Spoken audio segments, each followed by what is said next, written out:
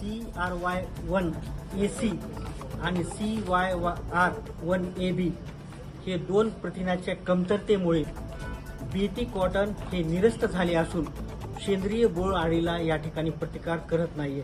त्याचबरोबर या कपाशीच्या बीटी बियाणामध्ये रोगशोषक कळीचा मोठ्या प्रमाणावर प्रादुर्भाव होत असून यामुळे देशातील कापूस उत्पादन शेतकरी हा देशोधडीला लागलेला आहे। अशा परिस्थितीमध्ये परभणीचे कृषी विद्यापीठ असेल किंवा पंजाबचं कृषी विद्यापीठ असेल, या सर्व विद्यापीठांनी सरळ वाण या ठिकाणी विकसित केलेले आहेत। पण हे सरळ वाण या ठिकाणी दाबून ठेवण्याचं काम सरकारनं केलेलं आहे।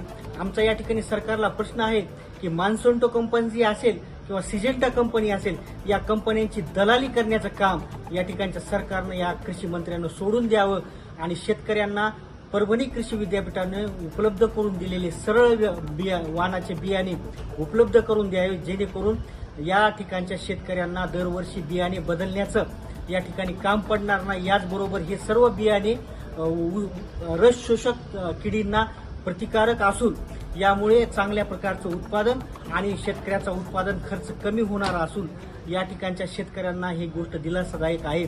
आज पाकिस्तान सारख्या देशाने 31 प्रकारचे सरळ वाणाचे बियाणे विकसित केले आहेत।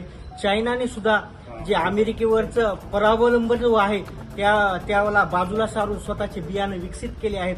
भारतातल्या सुद्धा वेगवेगळ्या कृषी विद्यापीठानं हे केलेलं असताना या मान्सोंटो कंपनीची दलाली करणं या ठिकाणच्या सरकारनं थांबवावं, अशा प्रकारचं निवेदन आज आम्ही माननीय कलेक्टरला या ठिकाणी दिलेलं आहे। धन्यवाद। इन्कलाब जिंदाबाद, लाल सलाम।